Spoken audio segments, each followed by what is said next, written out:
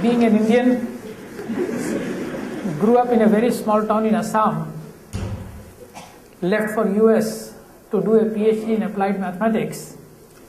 I never thought that somebody would one day introduce me as the boss of one of the legends. Anyone, anywhere in the world today, if they have to take a class in marketing, people have to read his book.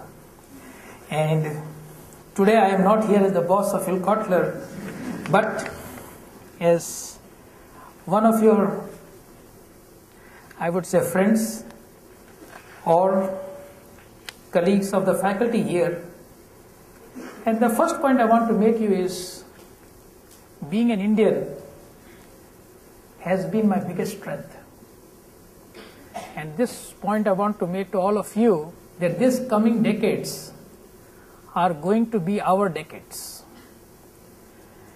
That, many years ago people used to say, they used to describe India as Sone ki chidiya. Now it's going to be a diamond ki chidiya, not Sone ki, right? This is, I really believe that the future is ours, but what we have done, I would say, since independence in the last 50, 60 years, we have really today earned the respect of different countries of the world and in many disciplines. I remember when Professor Nitin Noria in the month of May was announced as the Dean of the Harvard Business School, lots of reporters from Indian newspapers, they called me and said, Dean Jain, we would like to get your perspectives and your views on this new announcement, because you were the first to break the glass ceiling. See, when I was announced to be the Dean of Kellogg, it was the first time in the US history for a person of color to become the Dean of a top school. And I thought that, so this reporter told me that you were the first to break the glass ceiling. I told the reporter, being a Jain, I don't believe in breaking anything. I just removed the glass ceiling, right? And I said, that's what I did, right? So what is going to get to break or other thing? So now you would be hearing lots of such people who are going to be heads of academic institutions, not only in the US, but I would say it would happen all over the world. Now, how did this happen? And what are some of the challenges that you all are going to face in the coming decades is what I want to share with you today. And after I complete my talk, I would really welcome few questions from all of you.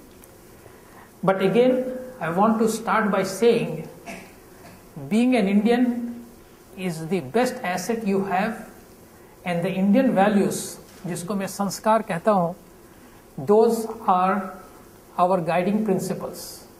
And that's going to make you what you are going to become, because I have always believed that values create value.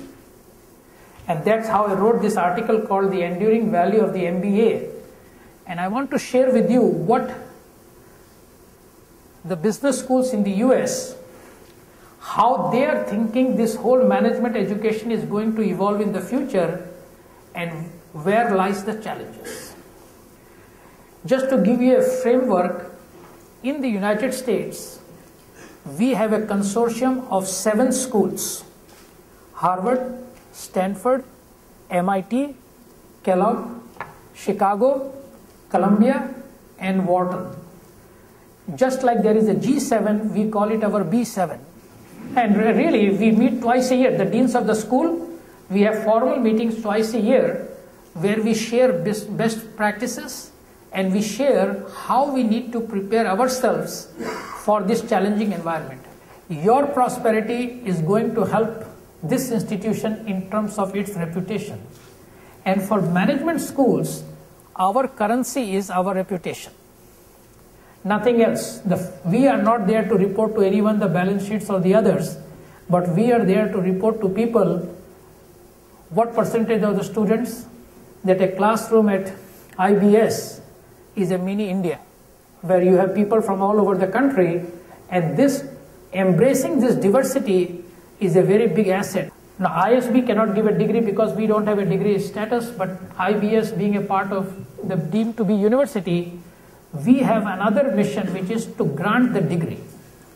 Now today if you look at consulting firms, they can also do executive education. They can also say that we can train MBAs, but they don't have the right to give you an MBA.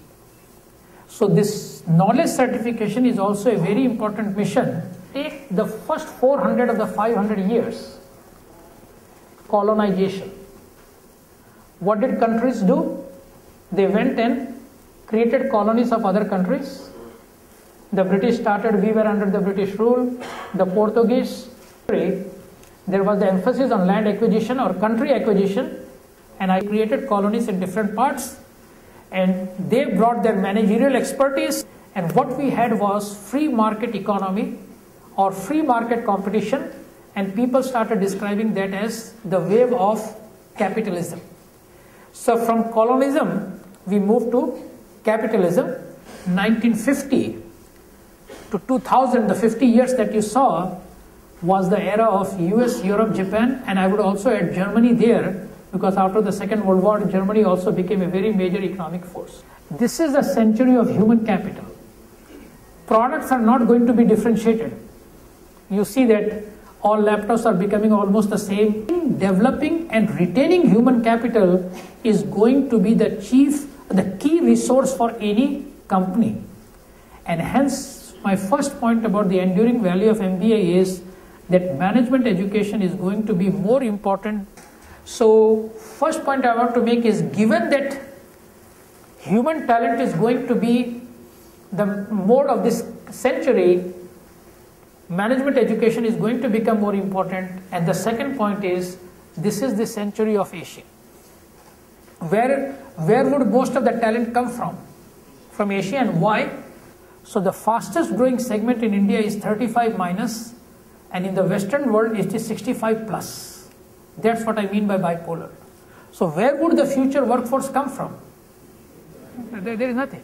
So you all should feel that the future is very bright, because there is going to be so much demand.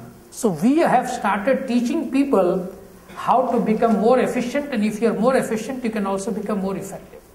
So that is what I see how the education is evolving. Now just few things, what we need to do. The first point I want to make is, management schools or business schools cannot just focus on business. We have to think of the society. Whether we call it corporate social responsibility, I don't believe in that word. I think each individual should have a social responsibility.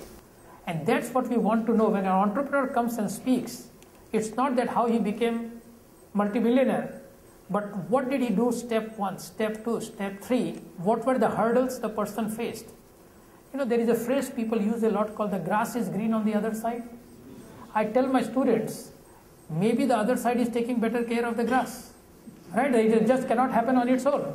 So when grass is green on the other side, maybe the other side is taking better care of the grass. So we also have to think of the same thing, that if one country is prospering or one region in the India is prospering, we have to learn what they are doing and what we can learn from it. And this kind of collaborative learning is what I believe would be in the future. So the future of competition in some sense is going to be more what I describe as collaboration. And challenges are going to be there. Market is getting very competitive. You would have people from all over the world coming and teaching. But again, make sure that whatever you do with full conviction. To a Westerner, when you say ho jayega, that person thinks that the work is done. And the person would never expect to hear after 3 days, oh, I'm still working on it. We have to be very transparent in our dealings, saying that yes, I will try, but I cannot rest assure you.